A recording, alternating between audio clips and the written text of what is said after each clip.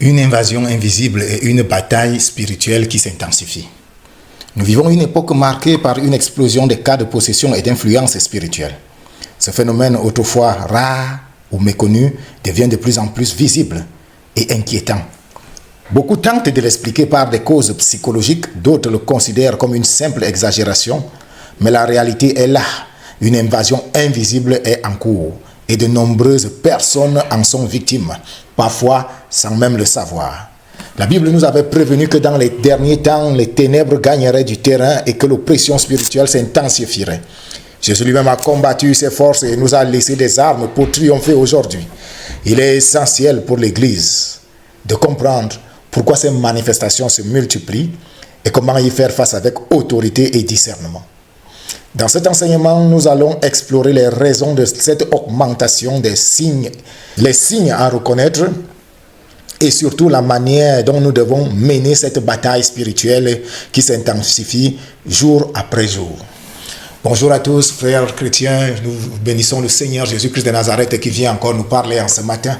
Et comme tu l'as entendu au départ, le thème que nous allons aborder aujourd'hui, c'est pourquoi est-ce que le nombre de cas de possession augmente chaque jour? Pourquoi cette bataille spirituelle devient de plus en plus intense? Qu'est-ce qui justifie cela? Et c'est de ça que nous allons parler aujourd'hui. Et pour commencer à parler de cela, nous allons ouvrir notre Bible dans le livre de Apocalypse, le chapitre 9, et nous allons lire du verset 1 au verset 11.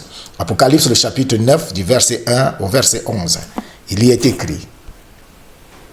Dans Apocalypse, le chapitre 9, à partir du verset 1, il est écrit « Le cinquième ange sonna de la trompette et j'ai vu une étoile qui était tombée du ciel sur la terre. La clé du puits de l'abîme lui fut donnée et elle ouvrit le puits de l'abîme. Et il en monta du puits une fumée, comme la fumée d'une grande fournaise. Et le soleil et l'air furent obscurcis par la fumée du puits. De la fumée sortirent des sauterelles qui se répandirent sur la terre. Et il leur fut donné un pouvoir, comme le pouvoir qu'ont les scorpions de la terre.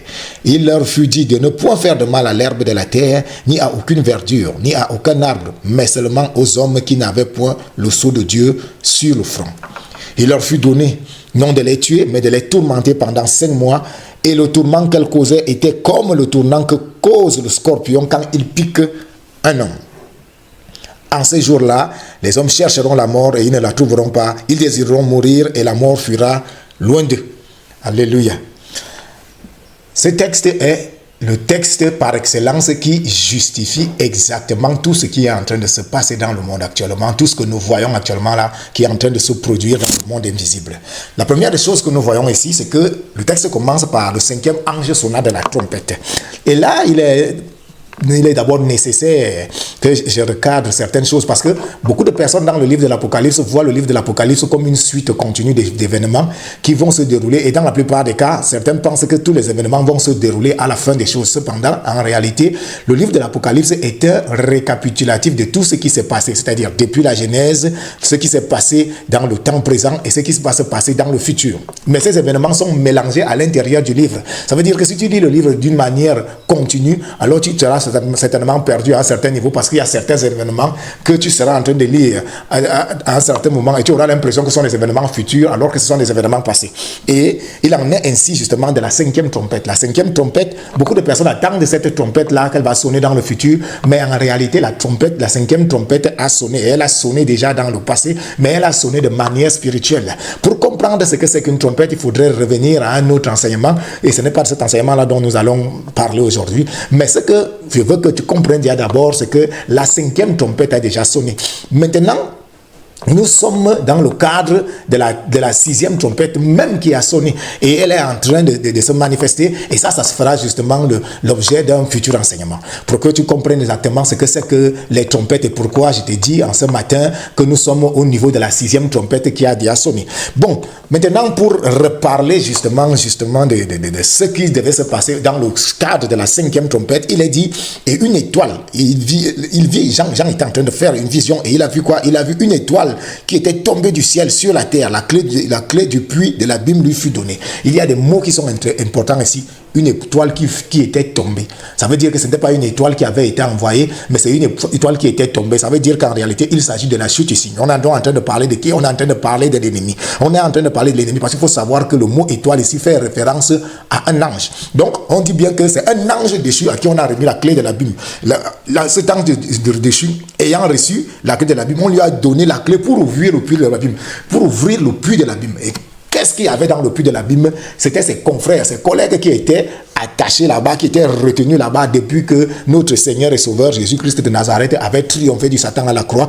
Tous étaient enchaînés, retenus justement dans le puits de l'abîme. Et à partir de cet instant-là, tel que le Père nous l'avait dit, je vous ai donné le pouvoir de marcher sur les scorpions et sur les serpents et sur toute la puissance de Satan. Rien ne peut vous nuire. La puissance de Satan était limitée. La puissance des démons était limitée. Ils n'avaient pas les capacités de pouvoir nous nuire véritablement.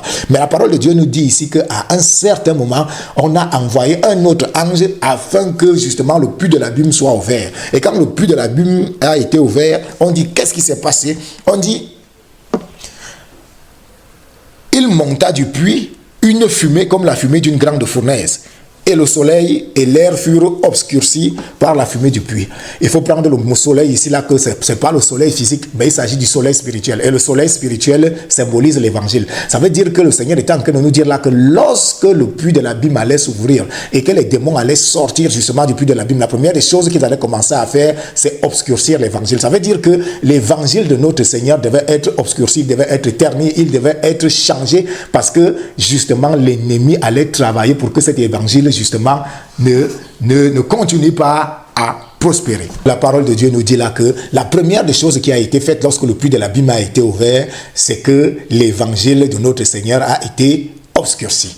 Et il faut donc commencer à regarder dans les années en arrière pour voir justement à partir de quel moment on est en train de sortir de la sainte doctrine pour commencer à comprendre exactement ce que le Seigneur était en train de nous dire. La sainte doctrine justement qui s'est arrêtée justement à l'époque de William Seymour dans les années 1920. À partir de là, c'était la débandade totale. On est allé dans des choses qui étaient terribles. C'est vrai qu'avant 1920, il y avait déjà une grande partie justement des personnes qui étaient déjà hors évangile, mais c'est à partir des années 1920 qu'il y a véritablement un grand tournant. Ça ne veut pas dire que le puits de l'abîme a été ouvert dans les années 1920. Non, la Bible ne nous donne pas une date précise, ce qui suppose qu'en réalité c'est quelque chose qui avait déjà été fait avant. Mais nous voyons justement que nous constatons maintenant que après les années 1920, il y a justement une succession d'événements qui font en sorte que l'évangile maintenant perd de sa valeur, il perd de sa lumière, il perd justement ce qui faisait l'authenticité même de l'évangile. Et c'est ce que la parole de Dieu nous dit ici, que la première des choses, c'est que le soleil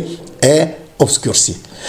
L'évangile est le symbole de la vie, parce que c'est l'évangile qui donne la vie, c'est l'évangile de Jésus-Christ qui donne la vie. C'est pour ça qu'on dit ici après le soleil, on dit le soleil et l'air furent obscurcis. L'air qui respire, parce qu'en réalité, en tant qu'être humain, ce qui te donne la vie, c'est l'air que tu respires. Mais en tant qu'être spirituel, ce qui te donne la vie, c'est l'évangile de Jésus-Christ. Donc on te dit que de manière spirituelle, l'évangile a été altéré pour que de manière physique comme de manière spirituelle, cet évangile ne puisse plus te donner la vie. C'est pour ça qu'on parle justement de l'air qui a été touché par justement la fumée qui est sortie du puits de l'abîme. Ça veut dire qu'à partir de cet instant-là, l'évangile véritable, l'évangile qui était prêché, qui donnait la vie, ne donnait plus véritablement la vie parce que l'évangile avait déjà été obscurci.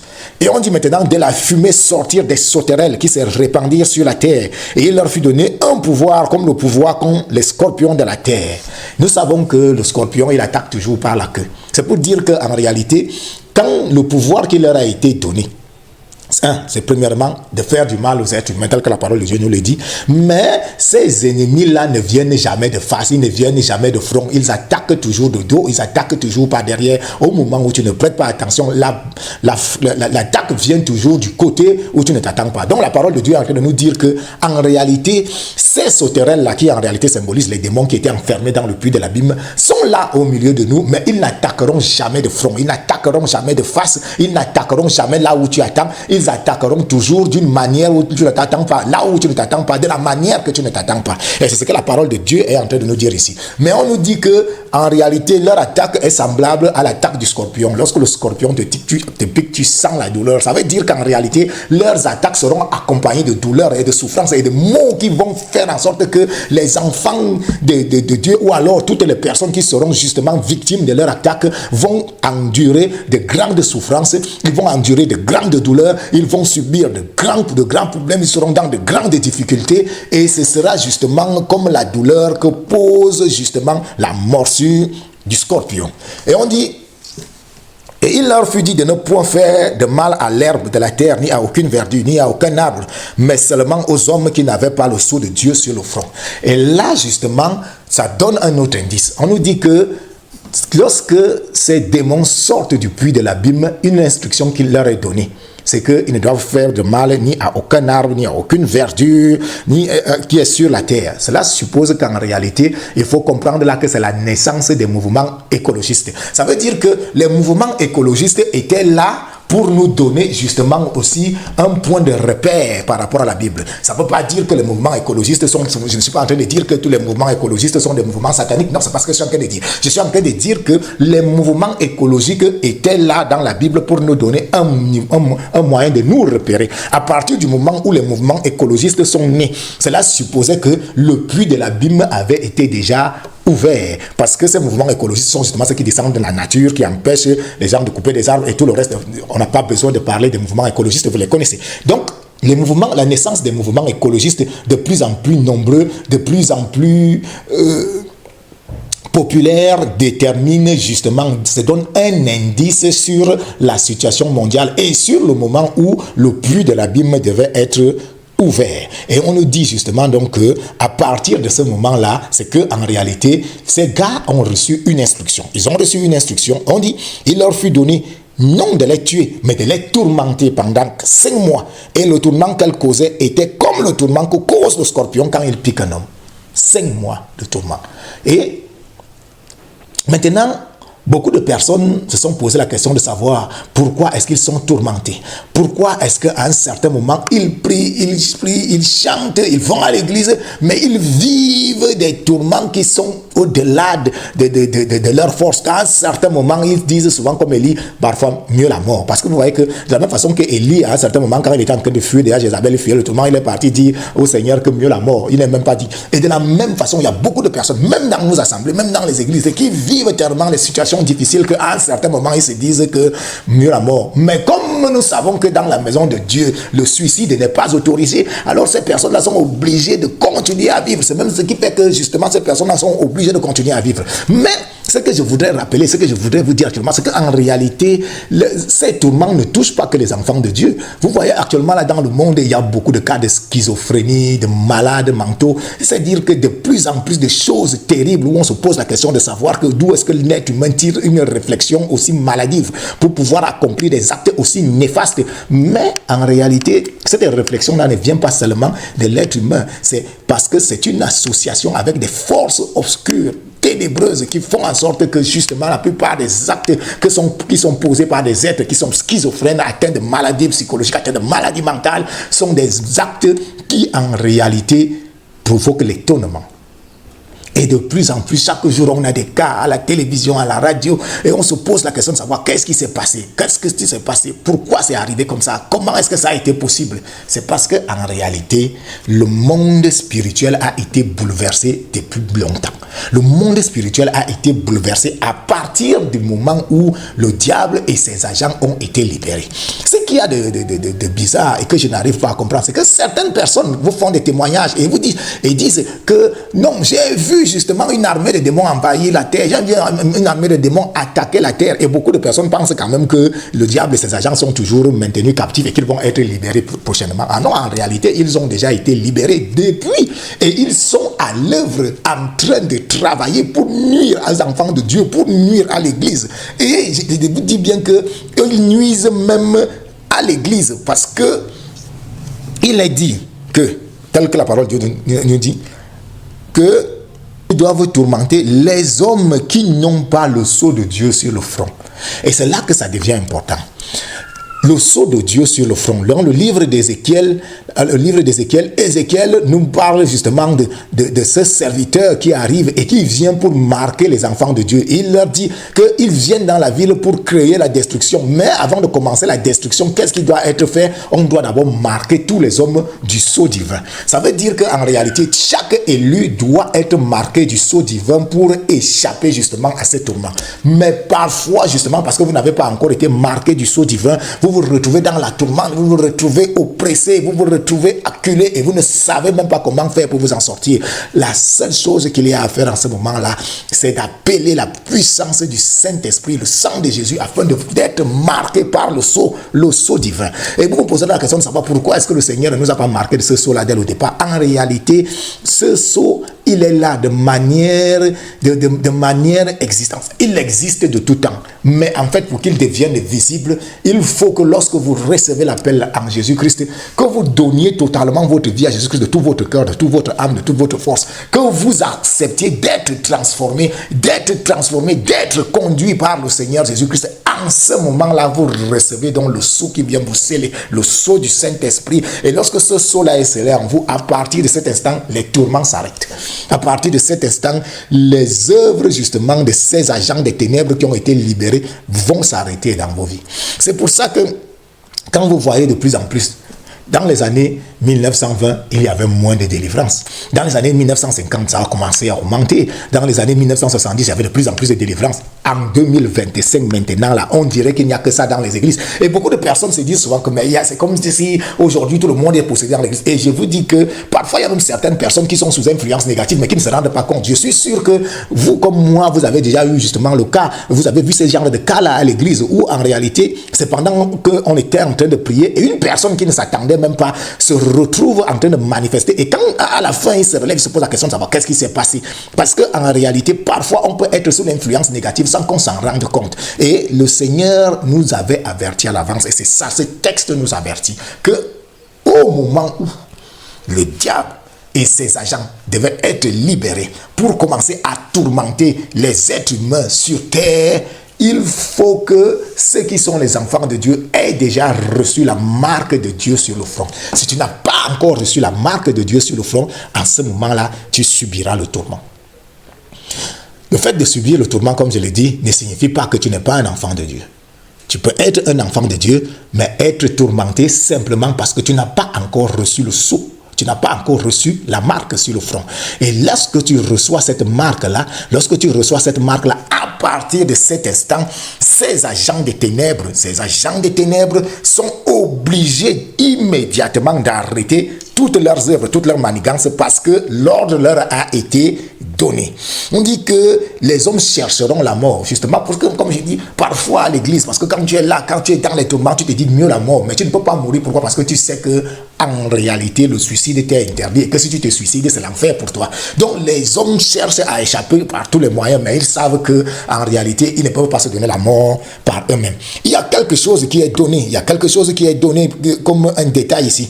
On dit que ces sauterelles ressemblaient à des chevaux préparés pour le combat. Là, je suis au verset 7. Ces sauterelles ressemblaient à des chevaux préparés pour le combat. Ils avaient à leur tête comme des couronnes semblables à de l'or, et leurs visages étaient comme des visages d'hommes. Elles avaient des cheveux comme des cheveux de femmes, et leurs dents étaient comme des dents de lion. Des cheveux comme des cheveux de femmes avec des dents comme des dents de lion. Il faut comprendre ici qu'il s'agit de la séduction. Ça veut dire qu'en réalité, l'une des armes qu'ils vont utiliser, c'est la séduction. C'est pour ça qu'ils ont des cheveux comme des cheveux de femmes. Mais la parole de Dieu nous dit que leurs dents là sont comme des dents de lion. Ça veut dire qu'en réalité, ils sont voraces. Ils vont vous dévorer, ils vont vous détruire, ils vont vous amener dans des choses totalement inimaginables. Après vous avoir séduit, ils vont vous conduire dans le chemin de la mort. Mais ce que le Seigneur est en train de nous dire ici, et le Seigneur nous met en garde. Il a dit, ils avaient des queues semblables à des scorpions et des aiguillons, et c'est dans leur queue qu'était le pouvoir de faire du mal aux hommes pendant 5 mois. 5 mois de tourment. La parole de Dieu nous dit 5 mois, mais nous savons que c'est un nombre spirituel, un nombre qu'en réalité aucun d'entre nous ne peut déterminer. Nous ne savons pas exactement de quoi il s'agit, qu'est-ce que ça symbolise exactement ces 5 mois-là. Il n'y a que Dieu qui le sait. Il n'y a que Dieu qui le sait. Cependant, il est important pour chacun d'entre nous de comprendre que nous sommes à l'ère de la bataille spirituelle la plus intense, la plus difficile, la plus dure qu'il y a jamais eu depuis que le monde a été créé. Et cette bataille-là, si tu l'ignores, tu ne seras certainement une victime justement de ces ennemis qui sont sortis du puits de l'abîme et qui sont en train de travailler négativement dans la vie des êtres humains depuis un bon bout de temps. Beaucoup de personnes veulent vraiment ignorer cette réalité. Il y a beaucoup de personnes qui ne croient pas à la possession, beaucoup de personnes qui pensent qu'en réalité les églises exagèrent. Il y a beaucoup de personnes qui disent que ce sont des manipulations et d'autres. C'est vrai que le meilleur moyen justement de continuer à agir dans l'impunité, c'est de faire croire aux gens qu'en réalité ce qu'on fait n'a pas d'importance. Et c'est pour ça, et c'est là justement le jeu du démon. C'est que lui-même il a envoyé ses serviteurs qui en réalité sont des manipulateurs et qui font justement croire qu'en réalité il s'agit simplement de la manipulation. Ça fait qu'en réalité, beaucoup de personnes qui ont des problèmes ne vont pas vers les enfants de Dieu. Pourquoi? Parce qu'ils se disent que ce n'est que de la manipulation. Cependant, ils continuent à vivre des difficultés, ils vivent les problèmes au quotidien, mais ils n'arrivent pas véritablement à se confier au Seigneur parce qu'ils ont l'impression que quand ils vont y aller, ils seront manipulés, les docteurs, ils seront contrôlés et qu'en réalité, tous les pasteurs sont des gourous qui veulent contrôler leur cerveau, qui veulent contrôler leurs finances, qui veulent contrôler leur argent, leur famille. Et malheureusement, c'est la doctrine du démon. C'est la doctrine du démon. Il donne à tous les êtres humains justement qu'il veut contrôler de croire ça. Et pendant que tu refuses de venir donner ta vie au Seigneur, en fait tu es sous le contrôle de l'ennemi et lui il te contrôle. Et lui c'est un mauvais maître. La parole de Dieu est claire. Le Seigneur avait dit de manière claire que le diable ne vient que pour détruire. Il ne vient que pour détruire. Quel que soit ce que tu penses que tu peux avoir, quel que soit ce qu'il te propose, quel que soit ce qu'il pense qu'il va te donner, à la fin, ce sera la destruction. Et c'est pour ça que Père avait dit que quand viendra le temps de la fin, il y aura des pleurs et des graissements dedans. Quand ce matin, je suis venu, mon frère, pour tirer la sonnette d'alarme, pour afin que tu comprennes que si tu dors encore, en réalité, tu dois te lever. Parce que la bataille dans le monde spirituel est acharnée. C'est une bataille terrible qui a commencé depuis longtemps. Ça dure déjà des siècles. L'ennemi a été libéré au son de la 5e trompette que seuls les enfants de Dieu avaient entendu. Et au son de cette trompette-là, l'ennemi a été éliminé. Et depuis lors, lui et ses agents sont en train de travailler négativement dans la vie des êtres humains, dans le monde. Et je te dis que ça fait des siècles que cela dure. Des siècles que cela dure. Ce n'est pas quelque chose qui est né aujourd'hui, mais ça s'intensifie chaque jour au quotidien. C'est pour ça que le Père nous avait averti à l'avance que si ça n'était pas arrêté là, personne ne pourrait être sauvé. Parce que les choses qu'ils sont en train de faire chaque jour, ces êtres négatifs, imaginent, ils ne dorment pas sans avoir fait du mal à quelqu'un et ils développent des pensées négatives pour nuire de plus en plus aux enfants de Dieu. Ils développent chaque jour des moyens pervers pour nuire aux enfants de Dieu. Et le Seigneur te dit, sois en garde. Parce qu'il y a un verset. Il y a un verset très important. On dit ici que tu ne feras pas de mal à ceux qui portent le sceau de Dieu sur le front. Ils ne feront pas de mal à ceux qui portent le sceau de Dieu sur le front.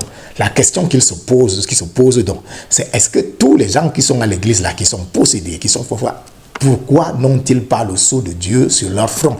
C'est la question à laquelle il faut répondre. Et à partir du moment où l'Église trouve la réponse à cette question, la délivrance est immédiate. La délivrance est immédiate et dès lors, les cas de possession sont résolus immédiatement parce que à partir du moment où il y a la marque, il y a l'imposition du sceau divin sur le front de la personne, à partir de cet instant, l'Esprit du Seigneur prend le contrôle et anéantit complètement toutes les œuvres des ténèbres. Ça ne veut pas dire que les attaques s'arrêteront aussi. Non, ça veut dire qu'à partir de cet instant-là, l'ennemi va réfléchir avant de t'attaquer. Parce qu'à chaque tentative, il sera frappé et refrappé qu'il va faire exactement tel que la parole de Dieu nous dit. Il va s'éloigner de toi pour aller attendre un moment favorable. Mais il n'y aura plus jamais de moment favorable parce que le sceau de Dieu aura été déjà marqué sur toi. Mon frère, ma soeur, si tu m'as écouté en ce matin, je veux que tu retiennes une chose. c'est que si en réalité les cas de possession sont de plus en plus nombreux aujourd'hui dans l'Église, c'est parce que le Seigneur l'avait annoncé et que nous sommes dans cette période-là. Nous sommes dans la période d'Apocalypse chapitre 9 à partir du verset 1 jusqu'au verset 11 où le Seigneur avait dit qu'il devait libérer les démons du puits de l'abîme pour qu'ils viennent tourmenter les hommes qui ne portent pas le sceau de Dieu. Et c'est ce qui est en train d'être fait aujourd'hui dans le monde. Donc, si tu n'as pas encore le sceau de Dieu, parce que ce sceau-là n'est pas visible, c'est un sceau invisible, et ce sceau-là, il n'y a que Dieu qui le voit. Mais les démons qui ont été envoyés, qui sont aussi des êtres spirituels, voient justement ceux qui ont le sceau de Dieu et ils voient ceux qui ne l'ont pas. Donc, si tu ne l'as pas, ou alors si tu sens de l'oppression, si tu sens des attaques, si tu sens que tu es en difficulté, si tu sens que tu es tourmenté, si tu as déjà cherché la solution et que tu n'arrives pas à toujours comprendre comment faire pour sortir des difficultés, implore le Seigneur et demande-lui en ce jour: Seigneur, je crois qu'en réalité, si je suis toujours dans le tourment et que je n'ai toujours pas trouvé la paix, c'est parce que je n'ai pas encore reçu le sceau divin. Que ton sceau vienne sur moi en ce matin et que je reçoive le sceau du Saint-Esprit, le sceau par lequel je suis consacré en tant que fils de Jésus-Christ et le sceau par lequel toutes les souffrances vont et tous les tourments vont prendre fin. Nous bénissons l'Esprit du Seigneur qui continue à nous enseigner chaque jour et qui nous donne la voie à suivre, afin que toutes les œuvres des ténèbres qui sont faites soient rendues nulles et sans effet dans nos vies et que nous puissions vivre notre destinée pleinement telle que Jésus-Christ notre Seigneur l'a préparée à l'avance. Que le nom du Seigneur Jésus-Christ soit éternellement béni et que son instruction, sa connaissance, sa sagesse continue à venir vers nous, à nous remplir, à nous donner la capacité nécessaire de pouvoir vaincre le démon et tous ses agents. Car la parole de Dieu nous l'avait averti, le peuple périt faute de connaissance. Nous prions que cette connaissance que le Seigneur nous donne de pouvoir vaincre tous les pièges de l'ennemi. C'est au nom puissant de Jésus-Christ de Nazareth que nous avons parlé. Amen.